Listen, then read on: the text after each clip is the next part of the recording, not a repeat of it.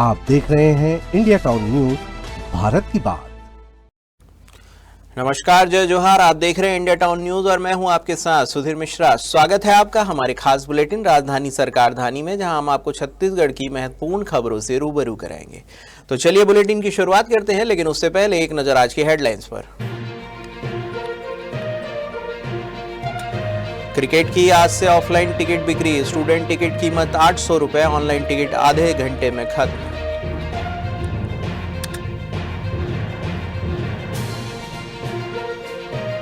साली डी पीड़ित की पुकार, 14 दिन बाद भी एफआईआर नहीं। सरपंच पति पर मारपीट और जबरन वसूली का आरोप।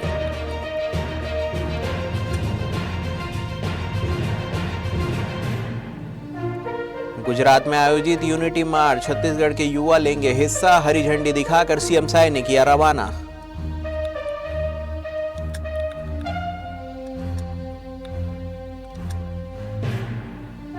छत्तीसगढ़ में खुला नकली नोटों का असली राज। तेलंगाना से जुड़े थे तार, लाखों फेक करेंसी जब्त, 3 आरोपी गिरफ्तार।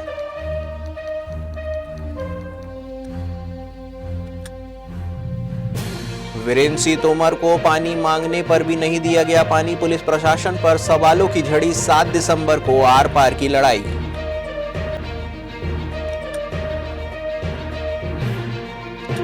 तो चलिए खबरों की शुरुआत करते हैं राजधानी की खबरों से। शहीद वीर नारायण सिंह अंतर्राष्ट्रीय क्रिकेट स्टेडियम में तैयारियां पूरी कर ली गई है। स्टेडियम में साफ सफाई के साथ ही रंग रोगन और टूटी कुर्सियों को भी बदला जा रहा है, जो कि अंतिम पड़ाव पर है। हालांकि स्टेडियम में पार्किंग की व्यवस्था कम है और हर मैच में जाम की स्थिति बनती है, लिहाजा इस समस्या से निपटने की रणनीति बनाई जा रही है। आज से ऑफलाइन तरीके से भी टिकटों की खरीद की जा सकती है। हालांकि क्रिकेट की यह टिकट और स्टूडेंट कैटेगरी की ही ऑफलाइन तरीके से उपलब्ध होगी। इसकी कीमत 800 रुपये होगी। हर स्टूडेंट अधिकतम 4 टिकट ही खरीद सकता है। 3 दिसंबर को भारत साउथ अफ्रीका के बीच क्रिकेट मैच होना है। ऐसे में टिकटों की कालाबाजारी के लिए दलाल भी सक्रिय हो गए हैं। महासमुंद की खबर है, जहां पर मारपीट, जाति सूचक गालियां और जबरन वसूली का आरोप और 14 दिन बीत जाने के बाद भी एफआईआर दर्ज नहीं हुई है। मामला है महासमुंद जिले के पिथौरा के सालीडी गांव का, जहां पीड़ित युवक ने पुलिस पर कार्रवाई न करने का आरोप लगाया है। पीड़ित ने प्रेस कॉन्फ्रेंस कर पूरा मामला सामने रखा। किरण बाग का आरोप है कि सरपंच पति अनुराग प्रधान और उसके साथियों ने उसकी बेरहमी से पिटाई की, जाति सूचक गालियां दी और उससे जबरदस्ती 51,000 रुपए वसूल लिए। पीड़ित का कहना है कि घटना के बाद से ही परिवार भय के माहौल में जी रहा है। आरोपियों ने ग्रामीणों को भी दबाव में लेकर गवाही न देने की चेतावनी दी है। मामले की शिकायत SC/ST थाना और जिला पुलिस अधीक्षक से भी की गई, लेकिन अब तक कोई कानूनी कार्रवाई नहीं हुई है। पीड़ित पक्ष ने प्रेस कॉन्फ्रेंस के माध्यम से प्रशासन से जल्द एफआईआर दर्ज कर आरोपियों पर कड़ी से कड़ी कार्रवाई की मांग की है। वहीं पुलिस ने चुप्पी इस पूरे मामले पर कई सवाल खड़े कर दिए हैं। मुझे गांव के सरपंच पति अनुराग उसके सहयोगी होकर बैठक बुलाया गया था। जब मैं बैठक में पहुंचा तो मेरे ऊपर महुआ शराब बेचने का झूठा आरोप लगा के मेरे साथ गाली गलौज, जाति सूचक गाली गलौज किए, माँ बहन के गाली गलौज किए और मारपीट किए। तू घसिया है, तू क्या कर लेगा। मुझे मारे, हाथ जूता चप्पल से मारे और 51,000 का आर्थिक दंड किए। अगर 51,000 नहीं दूंगा तो मुझे गाँव से निकाल देंगे, मेरा मकान तोड़ देंगे, राशन पानी बंद कर देंगे बोले, और हमें गाँव से बहिष्कृत कर रहे हैं। शासन प्रशासन से यही उम्मीद है कि मेरे गवाहों पर दबाव डाला जा रहा है। मुझे न्याय चाहिए। मुख्यमंत्री विष्णुदेव साय ने सरदार वल्लभ भाई पटेल की 150वीं जयंती के अवसर पर आयोजित पदयात्रा में शामिल होने के लिए गुजरात जाने वाले राज्य के 68 युवाओं के दल को रायपुर स्थित छत्तीसगढ़ राज्य युवा आयोग कार्यालय से हरी झंडी दिखाकर रवाना किया। ये युवा सरदार पटेल की कर्मभूमि करमसद के केवड़िया तक आयोजित राष्ट्रीय पदयात्रा में हिस्सा लेंगे। मुख्यमंत्री साय ने कहा कि विगत दिनों वे गुजरात के केवड़िया में आयोजित भारत पर्व में सम्मिलित हुए थे, जहां उन्होंने विश्व की सबसे ऊंची प्रतिमा स्टैच्यू ऑफ यूनिटी के दर्शन किए और भारत की सांस्कृतिक एकता की जीवन झलक देखी। इस अवसर पर छत्तीसगढ़ की समृद्ध संस्कृति, विधिवत और व्यंजन का भी प्रदर्शन किया गया था।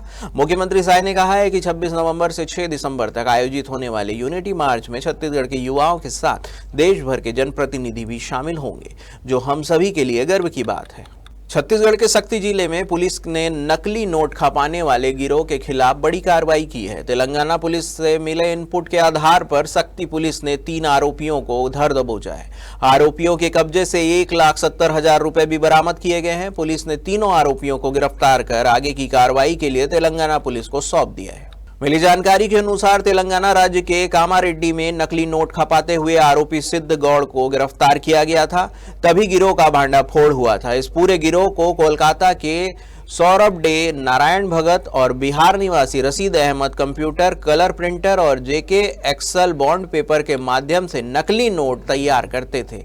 ये आरोपी फेसबुक के जरिए मध्य प्रदेश, उत्तर प्रदेश, महाराष्ट्र और छत्तीसगढ़ में ऐसे लोगों की तलाश करते थे जो नकली नोट खपाने में उनकी मदद कर सके। पूछताछ के दौरान आरोपियों ने बताया कि वे बिहार की रशीद अहमद से 40,000 रुपए में 2 लाख नकली नोट खरीद कर लाए थे और नोट को खपाने के लिए अपने रिश्तेदार मनहरन को दे दिया था। पुलिस ने तीनों के खिलाफ कार्रवाई करते हुए आरोपियों को तेलंगाना पुलिस को सुपुर्द कर दिया है। बिलासपुर में करनी सेना के राष्ट्रीय अध्यक्ष डॉक्टर राज शेखावत का दौरा रहा। उन्होंने शहर पहुंचते ही छत्री समाज की बड़ी बैठक ली और साफ कहा है कि 7 दिसंबर को रायपुर में देश भर का छत्री समाज एकजुट होकर जबरदस्त प्रदर्शन करेगा। यह प्रदर्शन वीरेंद्र सिंह तोमर के समर्थन में किया जाएगा, जिनके साथ पुलिस द्वारा की गई कथित अभद्रता को लेकर राष्ट्रीय स्तर पर आक्रोश बढ़ रहा है। डॉक्टर शेखावत ने प्रेस कॉन्फ्रेंस में बताया है कि करनी सेना पूरे देश से लाखों लोगों को रायपुर लाने की तैयारी में है।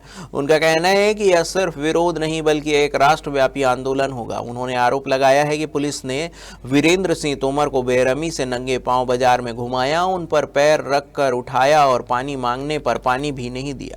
यह मानवाधिकार और संविधान दोनों का उल्लंघन है। उन्होंने दावा किया है कि कस्टडी में वीरेंद्र सिंह तोमर के भाई की पत्नी के साथ भी गंभीर अभद्रता हुई है और पुलिसकर्मियों ने उनके कपड़े उतरवाए। इन आरोपों पर करनी सेना ने कड़ा रोष जताया है। डॉक्टर शेखावत ने थाने के प्रभारी योगेश कश्यप पर भी गंभीर आरोप लगाए हैं और कहा कि पूरा मामला पुलिस की एकतरफा कार्रवाई का प्रतीक है। डॉक्टर राज शेखावत का कहना है कि जिस भाषा में बात करनी पड़ेगी करनी सेना उसी भाषा में जवाब देगी। इस पूरे प्रकरण में पुलिस प्रशासन पर सवालों की झड़ी लग चुकी है।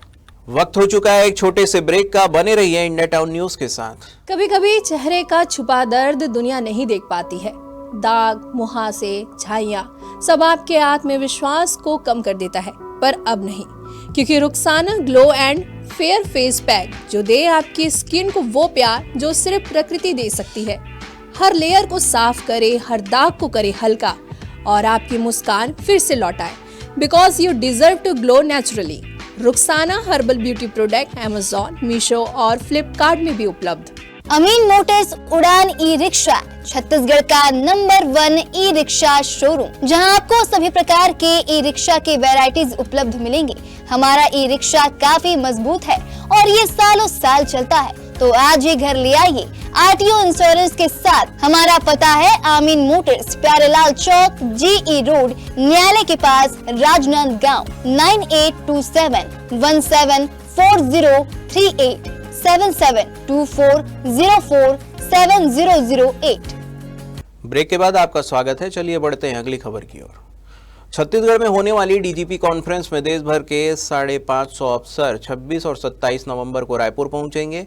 उन्हें एसपी और एएसपी स्तर के अधिकारियों द्वारा रिसीव करने के बाद अलग अलग रेस्ट हाउस और अन्य स्थानों पर ठहराया जाएगा। साथ ही रुकने वाले स्थानों की सुरक्षा के लिए जवानों की तैनाती भी की जाएगी। 28 से 30 नवंबर तक होने वाले सम्मेलन स्थल पर सीआरपीएफ के जवानों के साथ ही आईबी की टीम तैनात रहेगी। वहीं प्रधानमंत्री नरेंद्र मोदी और केंद्रीय गृह मंत्री अमित शाह की सुरक्षा की जिम्मेदारी एसपीजी के जिम्मे रहेगी। केंद्रीय फोर्स के जवान सहयोगी की भूमिका में रहेंगे। 3 दिवसीय डीजीपी सम्मेलन में प्रधानमंत्री नरेंद्र मोदी और केंद्रीय गृह मंत्री अमित शाह शामिल होंगे।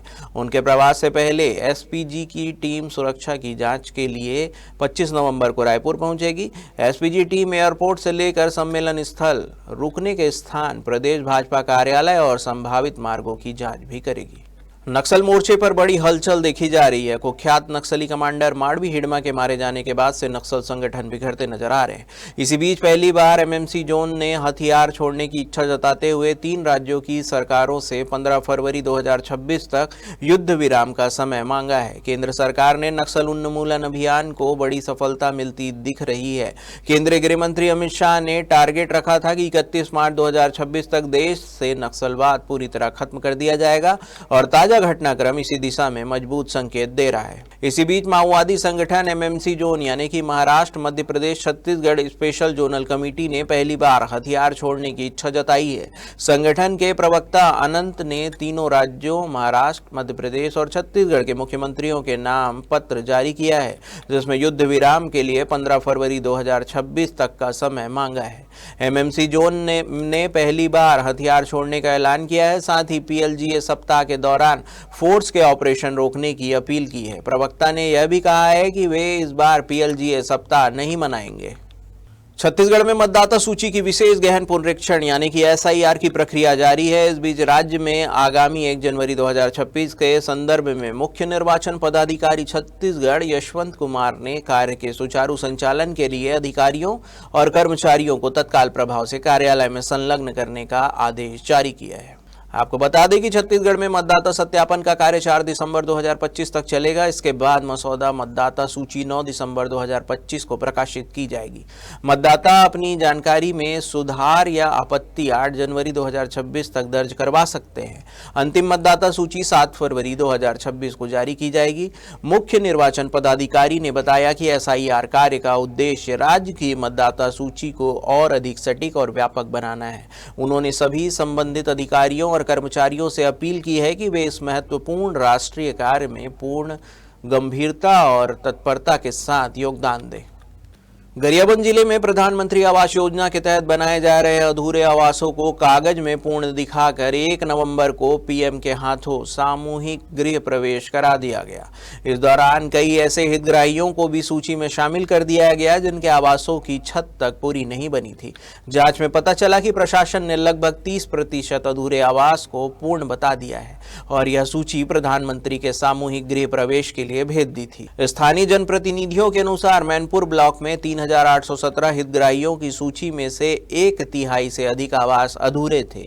मैनपुर ब्लॉक की धनोरा, मुड़गेलमाल, घुमरापदर, चिखली और सरना बहाल जैसी 15 से अधिक पंचायतों में जाकर निर्माणाधीन आवासों की स्थिति की जांच की गई। सच्चाई प्रशासनिक कागजों में दिखाए गए आंकड़ों से बिल्कुल अलग पाई गई। दरअसल 6 महीने पहले भी अधूरे आवासों को पूर्ण दिखाने का मामला सामने आया था।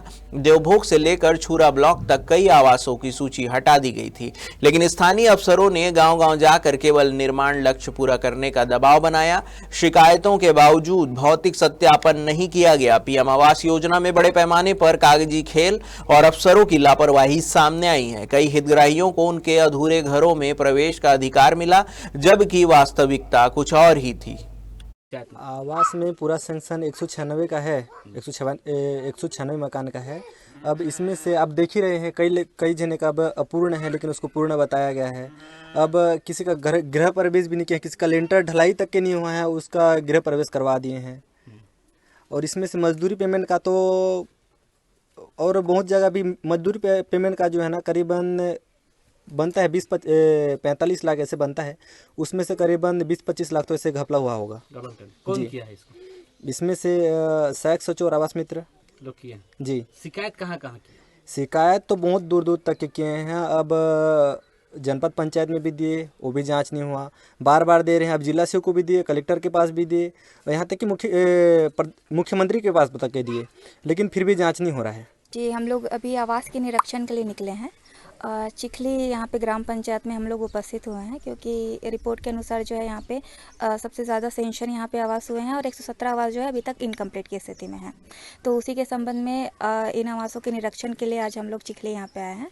और हितग्राहियों से भी हमको मुलाकात करना था, लेकिन हितग्राही अभी उपस्थित नहीं है। तो अभी सरपंच सचिव और मैंने समूह की महिलाओं की बैठक ली है और उनको हमने समझाया हुआ है कि हितग्राहियों से संपर्क करें और समय सीमा पे जो है आवास कंप्लीट पूर्णता पे ध्यान दें। बीजापुर के शिविर में मोतियाबिंद ऑपरेशन के बाद बिगड़ी मरीजों के नेत्रों की परेशानी लगभग दूर हो गई है। सभी को पूरा स्वस्थ होने के बाद बीजापुर भेजने की तैयारी है। आंखों में इन्फेक्शन की शिकायत के बाद डॉक्टर अंबेडकर अस्पताल लाए गए एक मरीज को कॉर्निया ट्रांसप्लांट किया गया था। शेष मरीज दवा से ठीक हो गए। इस मामले में आंखों में शिकायत की वजह से ऑपरेशन के बाद बरती जाने वाली सावधानियों में कोताही को माना गया था। आपको बता दें कि बीजापुर जिले के अस्पताल के शिविर में मोतियाबिंद का ऑपरेशन कराने वालों को 10 दिन पहले विभिन्न तरह की शिकायत पर अंबेडकर अस्पताल लाया गया था। इस दौरान शिविर में लापरवाही का आरोप भी लगाया गया था। मामले में गठित कमेटी ने विभिन्न पहलुओं पर जांच के बाद पाया कि जांच में शिविर में उपयोग होने वाली दवा में कमियां नहीं थी। वहां के डॉक्टरों ने भी नियमों का पालन कर सर्जरी की थी। अंत में यह निष्कर्ष निकाला गया कि मरीजों ने लापरवाही बरती थी, जिसकी वजह से उनकी आंखों में इन्फेक्शन हो गया था। हमारे खास बुलेटिन राजधानी सरकारधानी में फिलहाल इतना ही। देश प्रदेश की तमाम खबरों से अपडेट रहने के लिए बने रहिए इंडिया टाउन न्यूज के साथ। नमस्कार। आप देख रहे हैं इंडिया टाउन न्यूज, भारत की बात।